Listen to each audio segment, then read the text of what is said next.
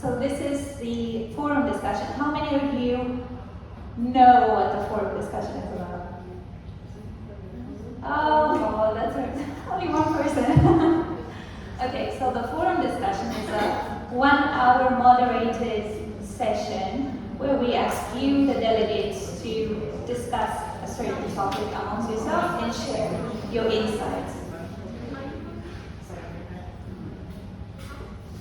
Okay, so for this topic, we chose global citizenship, education, arts, media, and the rise of extremism.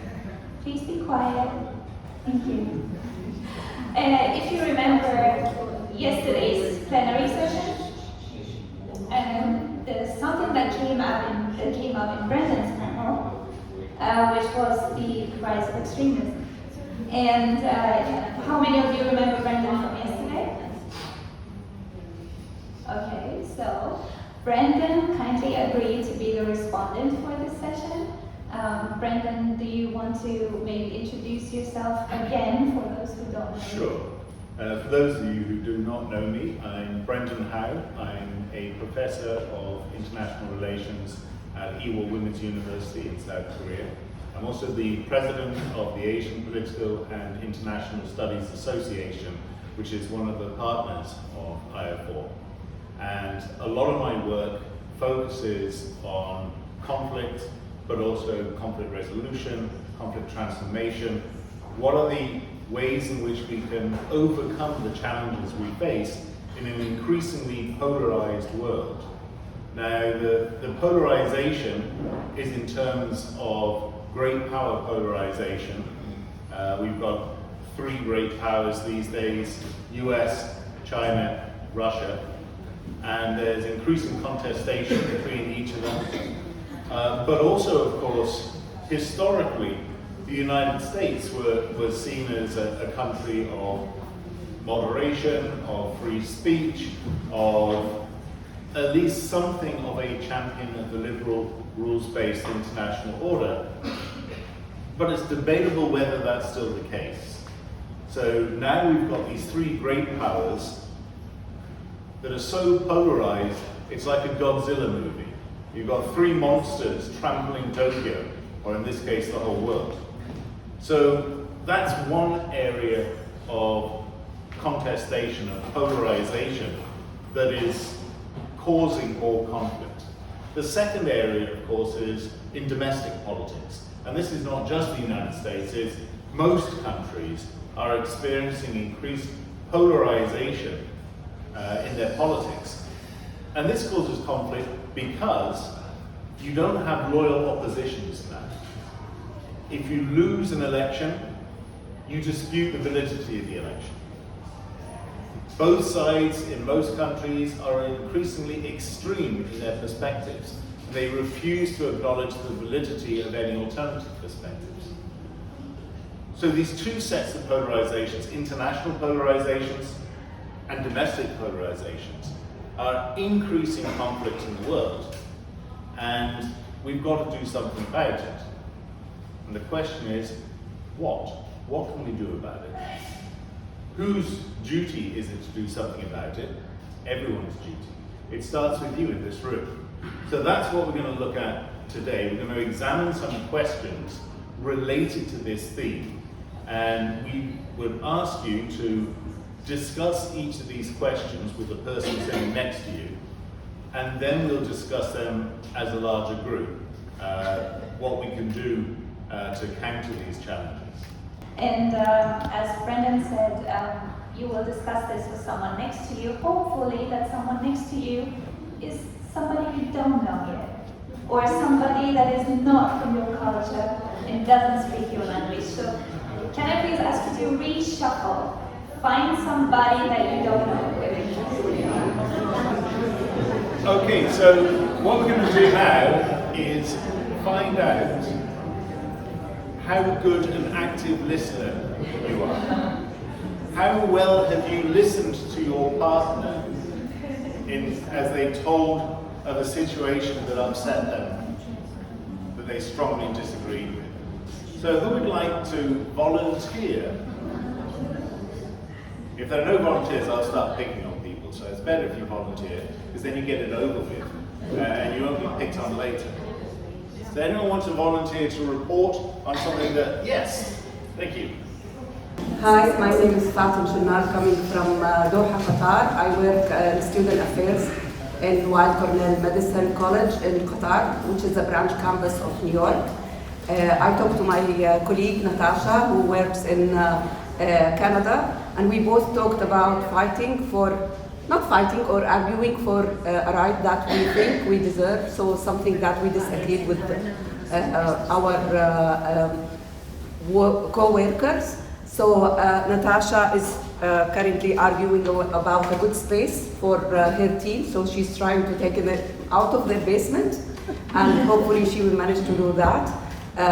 She feels strongly about it because they have been actually dumped in the basement for long years, and she's trying to fight for that. I'm trying to position myself, keep myself positioned in a committee which fights for students' rights to get awards for students who are in need. Some person, a member of the finance team, decided that student affairs should not be part of the committee, which grants students who are in need some financial aid that has been just established in the college. And initially I told my boss, do you strongly feel about being a member of that committee? He said, no, don't worry about it, Fatin, just don't argue about that.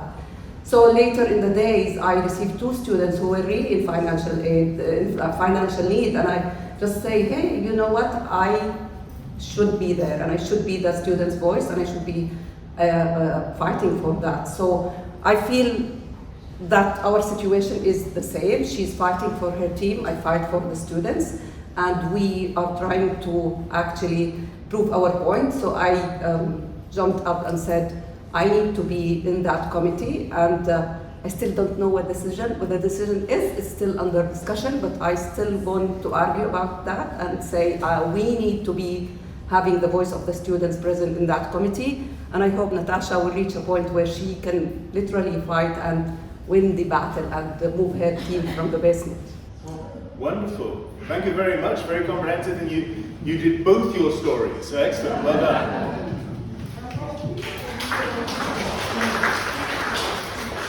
Who else would like to volunteer their part of the story? Oh, there we go. Straight away. Good. Hello, my name is Najwa. I'm coming from Lebanon, and I talked with our partner coming from Malta. So generally, we did not discuss a specific incident, but we took it generally how we would behave in case we disagreed or we read something with the other.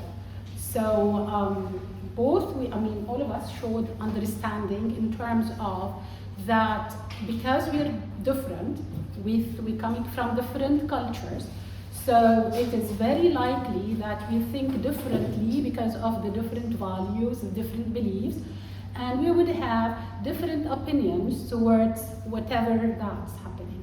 So we discussed like the importance of listening to the other with some kind of the empathy and the understanding, and not to judge others from our mental filter. In that case, we can reduce that conflict, and we don't have to show the other that I know better than you, or probably the other would do that. So we all had different situations. So Italy had a situation where they got into a WhatsApp conversation, and it was between family, and there were some disagreements back and forth, and they eventually arrived at the idea of peace, and they actually came to a good ending point, I believe, right? Okay, then we have Spain, and Spain got into texting, right? And so with texting, his person who was texting him, he didn't agree, and he just chose not to reply. Okay, so then mine was Facebook, and I got into it before the election last year in the United States. Someone I was friends with was posting something that I knew was not true, and so I did not comment publicly, but I did a direct message outside of it, and I said, have you fact-checked everything? And she said, oh, yes, I have. And so I did the most immature thing of all. I unfriended her. So 3 different ways. Well done.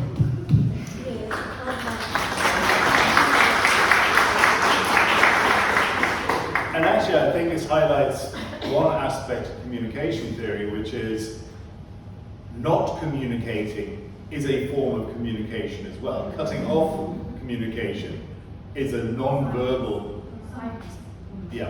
non-verbal communication. It's much easier to do digitally, like True. instead of having somebody in front of you, just turn your back and just. Yeah, okay, shall we move on to the next one? Yes, for the next one, we require your smartphone. And hopefully your smartphone has a QR reading function, because you have to scan this QR code. You're all really nice people.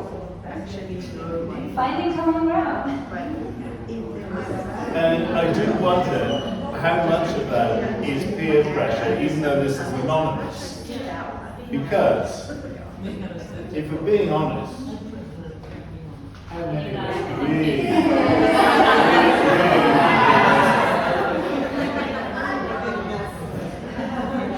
But we're all civilized, sophisticated academics, and we know that this is the real answer. The difficulty is, how do we get from this to this? Active listening, absolutely. Incredibly important. Yeah. Curiosity. Curiosity. Yeah. Any other suggestions how we can get from focus on winning the argument? Patience. I was going to say that I feel like we would have to get to the both of the middle before we get to find a common ground. Ah, good point. So you need to understand others and you need to be understood. How? How do you get to understand others? How do you get them to understand you? And there's a lot of work done on this. Yeah. I was saying that to understand others, we should ask the proper questions to understand what's going on in their minds. Yes. Yeah. Maybe We have being another hand here. transparent as well. Being transparent, honest. Sometimes it can be too transparent though, too blunt and honest. I think one of the key things is being willing to be wrong, being willing to be shown that you might be wrong and someone else's viewpoint might have more validity than what you think. Another one back there. How about for you to be understood, you need to have empathy, putting yourself in the shoes of another person.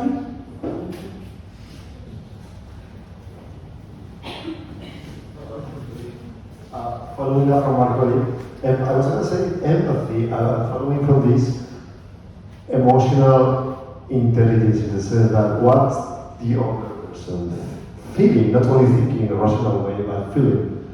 That would be key.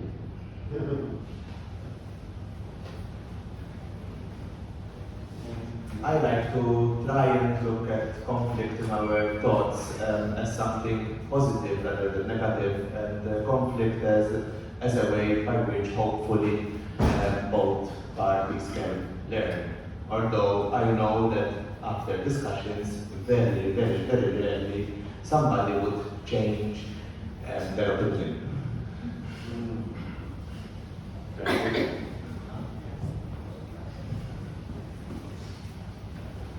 Yes, I wanted to say that I very much agree with, there was an opinion out there saying that we have to go through all of them in order to find the common ground. I think that's the ultimate purpose of having a good communication. And yes, I agree very much, we have to go to all of the other processes or functions of the communication. And I personally answer that I value much being understood, and I know it's not normally you should also be focused on understanding the other person. And I hesitated with this and winning the argument. And maybe that's because of my profession as a lawyer. And I think sometimes winning the argument when you have a profession is very much important, but ultimately you will not say confront, but you will be in front of other people. They also want to win the argument, only for all of you to find out that what you actually want is just to find a common ground. So in the end, probably that will happen even if we start by pushing to win an argument. Sorry, can we go back to the other slide? Because I just want to be a little contentious here and say that if we're really seeking finding a common ground, aren't we really then trying hard to reach a particular consensus on something?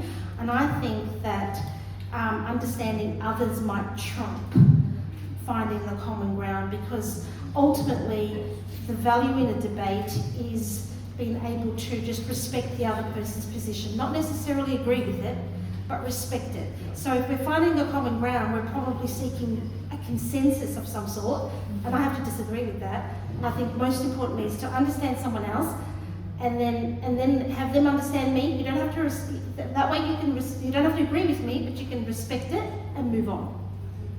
Actually, this reminds me very much of John Burton, that I referenced yesterday. All blurs into one. He's a famous conflict resolver from Australia. Are you from Australia? See, there we go. And so John Burton had this problem-solving workshop, and the first thing he did in the workshop, you get everyone who can affect the conflict into the room, and you get everyone to explain the other person's position to their satisfaction. You don't have to agree with it, but you have to demonstrate that you have understood what their position is by explaining their position to them. And that's the first step to understanding others, which I agree is foundational. And I think what we've also heard a lot about is how do you do this? Well, active listening, asking questions to ascertain what their position is, so you can say to them that your understanding of their position is correct. But also this process of talking, of communicating, of negotiating. As you do that, you establish this culture of yes-ability. That you move away from winning the argument, because they're never going to be happy if you have won the argument. They're never going to accept that. But instead, if you're focusing on establishing understanding of the other, and I think it's also not only the normatively right thing to do, it's the rational thing to do as well, because you actually get to win more if you understand what is possible with the other. So you expand beyond the Pareto optimal frontier. You add value to your negotiations. Next one.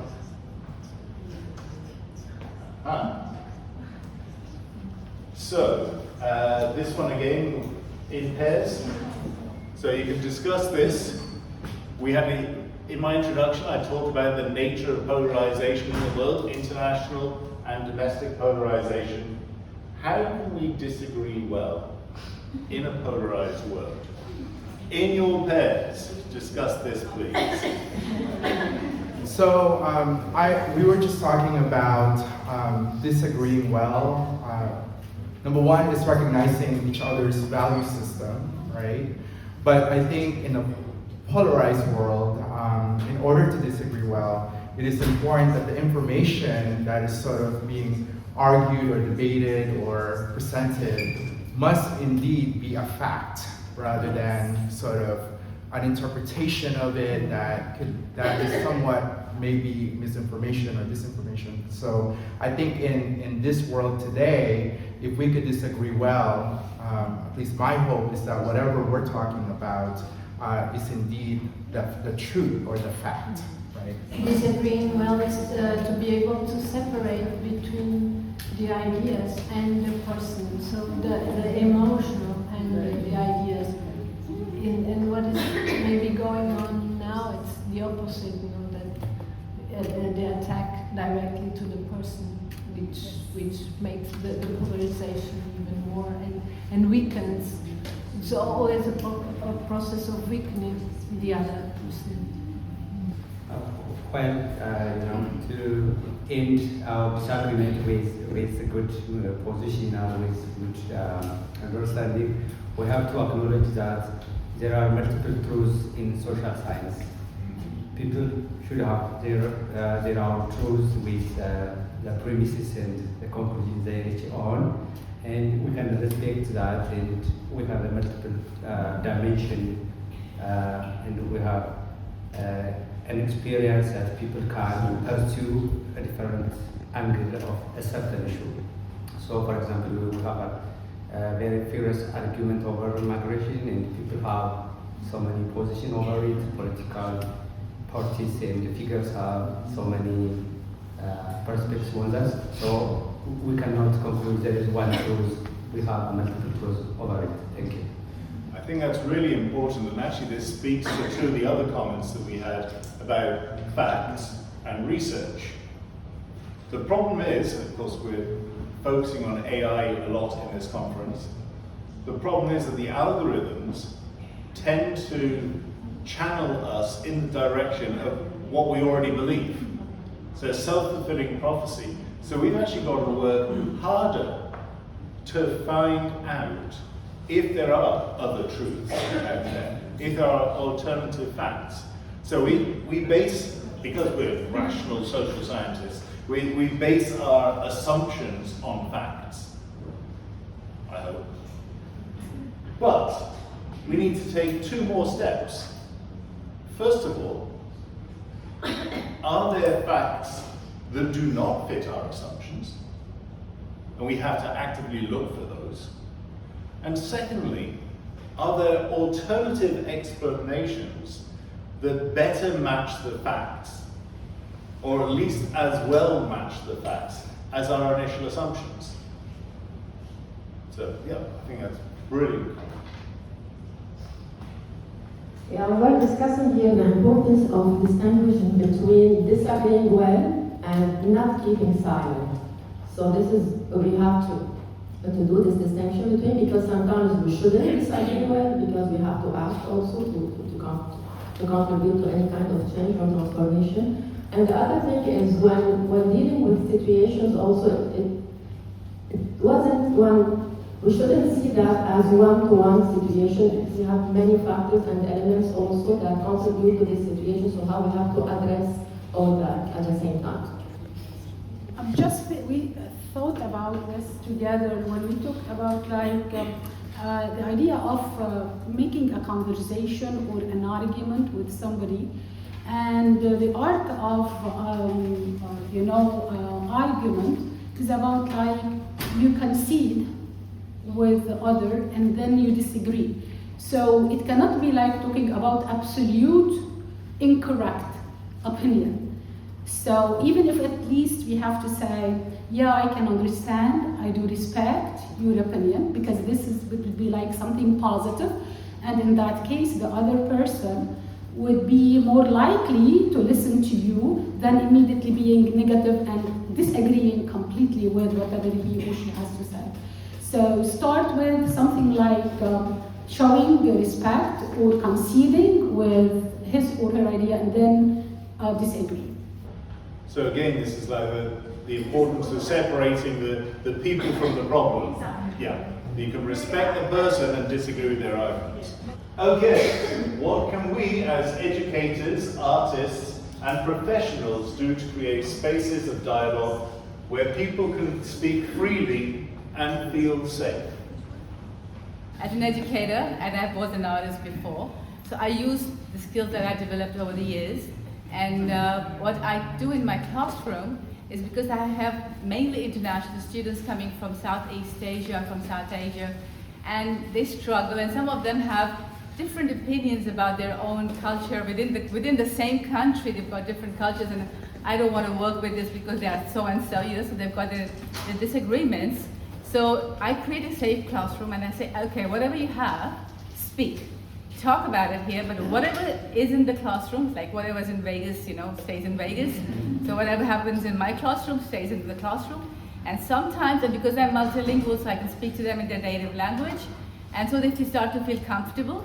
And when they learn about that they can speak openly, and even if they have disagreements with each other, and once I actually had a debate between a Pakistani and a Bangladeshi because of the way Bangladesh separated in 1971, and I learned a lot of things there.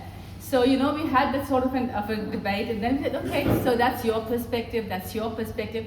Now, what's the good thing or the commonality between you two? And so in the end, they became really good friends. And so it's about allowing them to speak, knowing that they're safe. And when there's a conflict, we as educators need to be the moderators there. And at the same time, what I also try with my students is I try to give them role plays to do in the classroom. So it allows them to say a lot of things out there that they would not normally do. And so I have found a lot of secrets from the students that they do that are very deceptive to us as educators. But because it's safe, I cannot say it to others. And I have not done that, so they know that she's kept our secret with us. And so it's our responsibility as educators to use what talents, what experiences, what knowledge we have, and build that trust. If students trust us, they will do really well. But if you don't, then that's where the problem lies. If you are in such a position of being an educator, an artist, or a professional, whatever you may do, that means you have a position of influence already. So maybe use empowerment for the people you can influence, and maybe soften other people where you can have an influence. And I'm thinking, for example, for artists, because sometimes artists tend to be closer to certain policymakers and so on. So that opens a discussion for or a dialogue for what can be done in order for society or for certain categories of society to speak freely, to defend their rights and so on. So use this influence and empowerment there where you can, even if you have like an official position as a professional, as an educator, or even if you engage in informal education, that's also a possibility. So yeah, I think empowerment is a good way to approach this. Good. Thank you. Good. And I think there's a link between these two comments, which is the provision of the safe space needs to be everyone is empowered to speak as they want to speak, except they're not allowed to engage in personal attacks. And that's why you need a moderator, the professor or the artist or whoever it is, that say, yes, please express yourself freely, but give respect to everyone else and allow them to do the same. So I'm not very optimistic here, because if we want to create safe space, we as educators to feel safe is at the beginning. So for example, and I think that genocide in Gaza and the war in Lebanon, like my colleagues studied before, show us that there is no safe space and that we can't address issues in a safe manner. So we have to agree with that, unfortunately. And the academic world also, we don't feel safe, to talk about that. So it's not very easy to address these things. I think also that it depends on the theme. So if we are conform with the system, it's okay, we can create, we can talk, we can discuss. But if the themes, the thematic is not conform with the system, in this case, it's very critical to address it. So I think that we have to answer the questions in a more critical way also, because it's not a very easy situation we have to deal with. For example, there's a big difference between points of view and facts. We have facts. The genocide is a fact, it's not a point of view. So we have to do the difference between both of them. In this case, we can start working on creating safe space. And this is why at the beginning I said that we shouldn't keep silent, and we have to act, we have to contribute to that change, but it's not easy also to do because it takes a collective solidarity also. Yeah, and I think we've got to bear in mind that politics is the art of the possible. And as Kofi Annan, former Secretary General of the UN, said, that just because we can't always help doesn't mean that we shouldn't help where we can. So just because we can't fix all of the world's problems doesn't mean we give up on trying to fix our classroom, for instance. So I think we shouldn't be too down on the process. I think there are lots of things we can agree upon that will make safer spaces, that will create spaces for dialogue. But yes, there may be places where you just can't. There is no safe space. But we need to do what we can.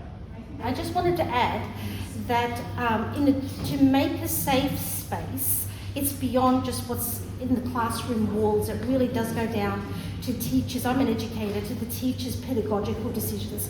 I was talking to my colleague here about the importance of questioning and selecting certain questions, and scenario-based pedagogies can be effective, but you've got to be mindful not to put students in positions that might compromise their values and beliefs. If you do that, that's definitely not trying to make them feel safe. So beyond classroom walls and certain people in certain roles, what's important are the pedagogical decisions I think educators make. Okay, another vote, another poll. What is the biggest mindset problem in our institutions and society? Ooh. Change is risky. Money matters most. We must avoid uncomfortable conversations. My rights matter most. Victory at all costs. Or something else.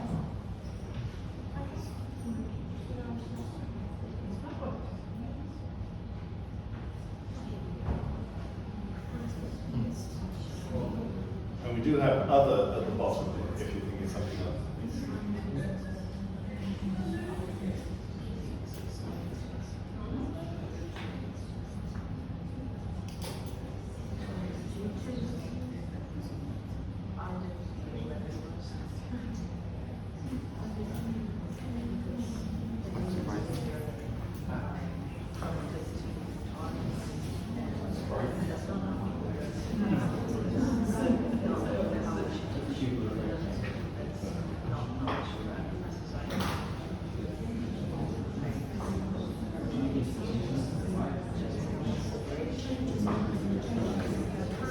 Okay then, well, we seem to have a very strong preference for change is risky. I think related to this is change is difficult because of vested interests. That people don't want to get out of their comfort zone. People don't want to change their minds. So all of this is related to the riskiness of change, and people seem to agree on that. As we're artists and educators here, yeah, money matters most. Clearly, it doesn't to us, otherwise we wouldn't be in these professions. Okay, I think we need to move on to the last question, and maybe this one can be answered just one by one. Yeah, so what ways of thinking and acting do we need to change within education institutions, media, and political discourse? Just put your hand up if you want to answer that question. I think we need to stop thinking of the education system as a corporation, education as a product, students as clients, and institutions as corporations. Thank you. Collaboration, I guess cooperation are keywords here, and taking that and applying to educational institutions, media, political discourse. I think when people focus more on collaboration and that we can all win from a situation, harmony and also getting things done, and whatever it needs to be done I think it's better done in a harmony than than in competition and fighting with each other. I think one of the basic things that we all need to change, and not just us as academics or institutions, the whole system in the world should stop the focus on money, on capitalism, and focus on humans, on people.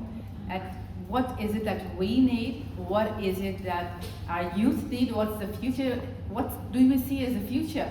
We have no jobs. We're not thinking about them. We're getting AI into everything. So what are the youth who are coming up?